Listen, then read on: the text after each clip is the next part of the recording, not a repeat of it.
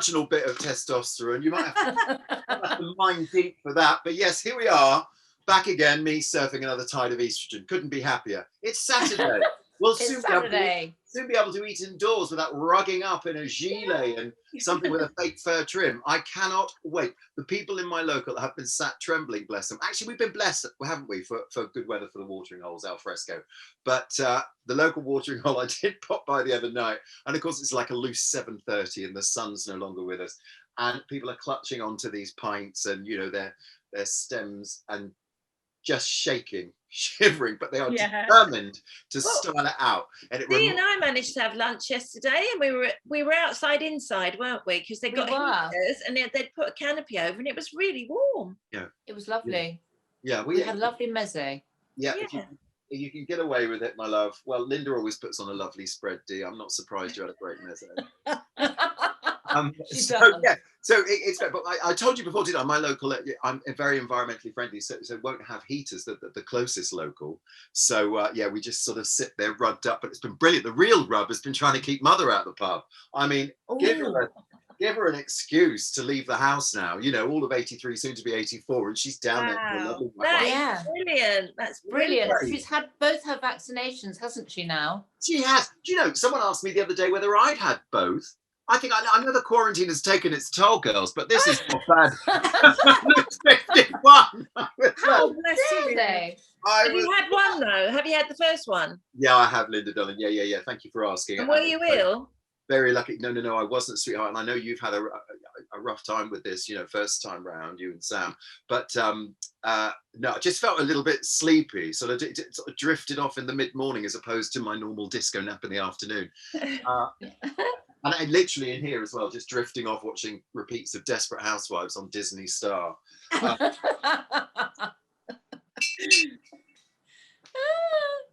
So, Richard, yeah. What are your favourite snacky poos? Now, we got all of these. We were gifted these, weren't we, by Sapistoria. So can you see that? Saporista. Oh, that's better. Saporista. Yeah, just leave it like that for the show. That's much better. What a horrible woman. What a nasty person. We're going to be talking about nibbles today, aren't we, Richard? Yes, we are. As long as we don't call them snacky poos, because if a hostess offered me a snacky poo when I arrived, I would bolt for the door. Yes. All respect to you, Debbie, darling. So nibbles, we love nibbles. We do. We love grazing, right? So I did get those goodies that you kindly organised to be sent. But as so often happens when stuff arrives from the WonderBirds, we sort of tear through it and completely forget that we're going to be talking about it. So, and particularly because it's Italian and that's our fodder of choice. Good. I mean, you can't post me a white truffle and expect it to be still here a fortnight. Exactly. Oh, well done. Exactly. I've got the box though. I've still got the box. Like I sit down for some of mine. Tell me something. Did you drink the vermouth? I don't think I've ever had that. I'm just waiting to open it. What's it like? What is it? Nice. Is it an aperitif? It is. But you have it on its own, but you don't mix it with anything. Do you? I love a vermouth. Me too. I suppose it's because as we ripen in age, we get incredibly bitter, and so our palate does too. I haven't tried mine yet. So is it quite sour then? It's quite well. Vermouth. It's like a sort of Nui Prat, and I love those sort of heady, floral flavors. Yeah, me too. And how much do you pour? Like half an inch or something? Is it like a small drink? Linda, if we met, Queen Mother measures. Queen Mother measures. Everything. As they often say to me at my local, just the two fingers, Mr. Arnold. I said, thank you very much. Yes, indeed, just the two fingers. Perfect. So, I love all those heady drinks because they remind me of. There's so much of holidays, and I love going to Italy. I remember covering a film with Amanda Seyfried in it, and it was Letters to Juliet, I think, or Letters to Romeo. It was way back when. It was in Verona.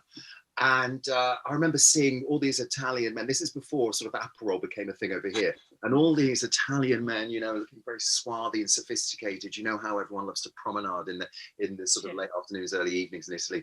And they're sort of standing there with these leather blousons and stuff. We can forgive them that because they cut a fine dash. And they're all there drinking their Aperols. And they look so sort of hench.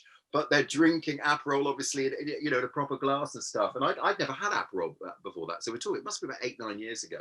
Wow. And once I fell down that looking glass, that was it, really. I was just straight down that rabbit hole. And do you know, not all pubs know how to make it.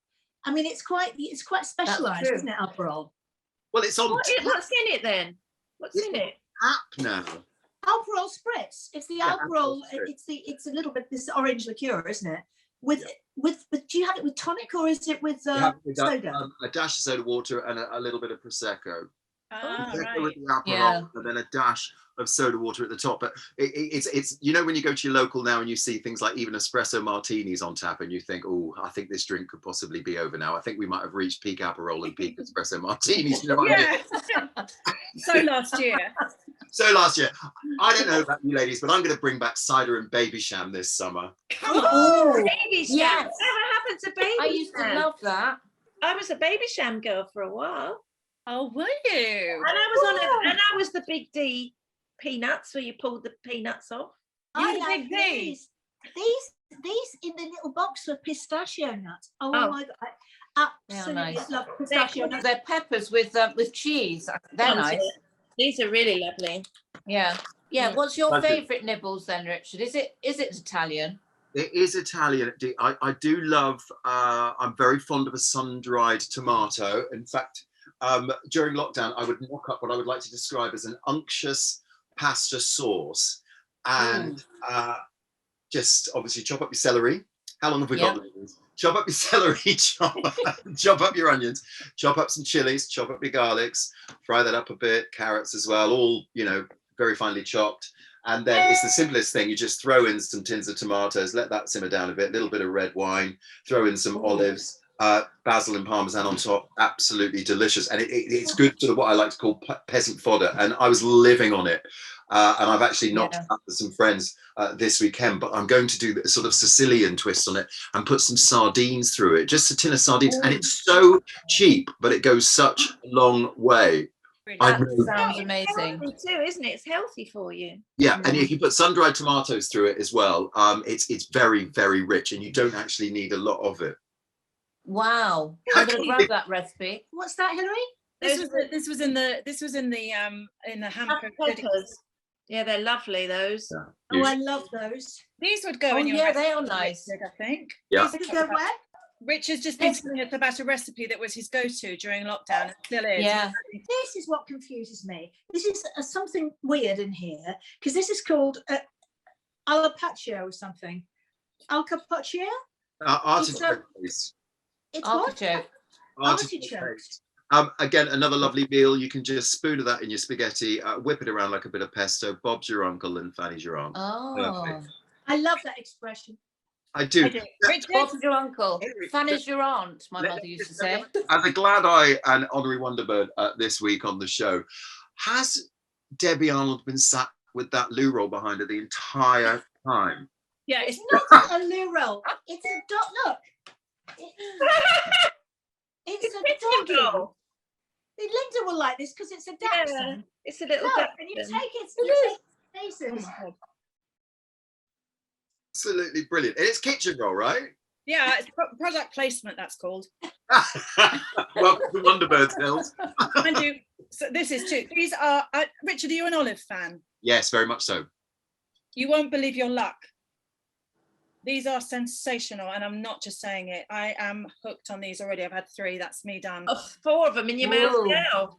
Yeah, and that's another thing. As Dee knows, I love a dirty martini, and the dirtier the better. So olive is a man's best friend, as far as I'm concerned. Absolutely. So now, tell me something I've never known. What does it mean when it's a dirty martini? What does that mean? It means it's muddled with olive, or you can also do it with pickles, and it's a slightly different flavour, obviously. But it's just a little bit of olive juice, and the more olive juice you put in, the dirtier it is. Never knew that.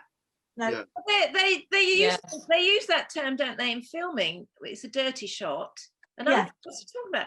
It's when somebody's, like if I was talking to Richard and the camera was on Richard and the back of my hair and my shoulder was in the shot, they'd call it a dirty shot.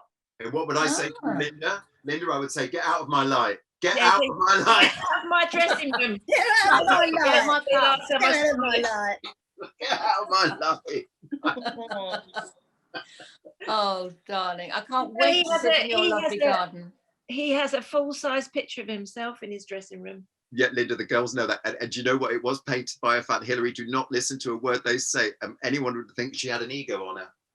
No, it was given to me by a fan and actually held. It is huge. And the other Wonderbirds have seen it. It is massive. And Linda, you've actually been in my room, haven't you? I have. What a morning that was. I was there with you and your dog. Yeah, my little Clemmy, the little cockapoo. So, yeah, it's hung with a certain amount of irony because a fan painted it, and I could have done with a few more teeth in it, but I hang it because it went such a huge effort for it. Honestly, Hilary, it looks like I've got a mouth like a blown out fuse box or toe separation.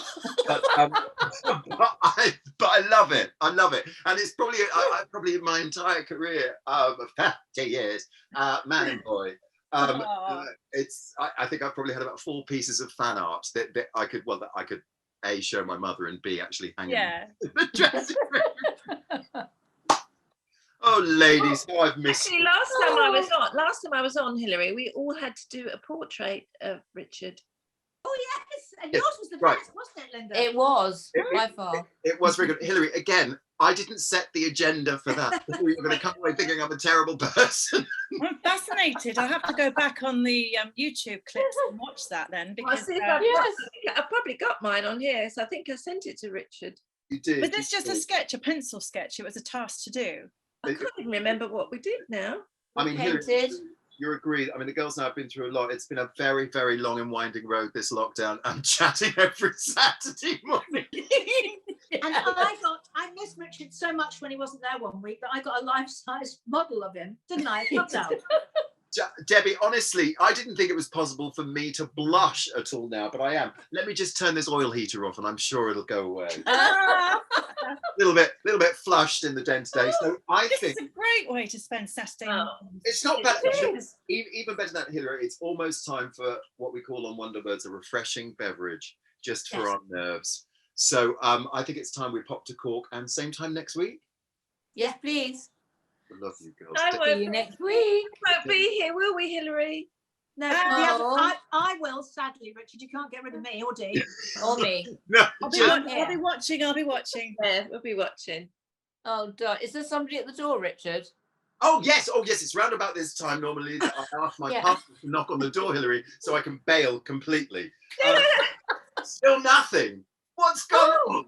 Hopefully the Majestic will be here any minute, so I can mix 6 all at once after this show. Love you, ladies. Linda, lovely to see you. Hilary, lovely to see you virtually. Bye, darling. Thank you, darling. Thank you, Angel. Debbie, just so you know, I haven't lost my sense of humour. I've got absolutely nothing to say to you. Get me one of those blue roll holders. I will. Do you want one? Brilliant. Love you, darling. Just the 2 sheets. Just Harriet that made me put it there. Just I needed something exciting over my shoulder. She's in charge of background. I love you, ladies. Thank you, darling. Wonderful weekend. Thank you, darling. See you soon. Love you. See you next week. Bye, darling. Bye.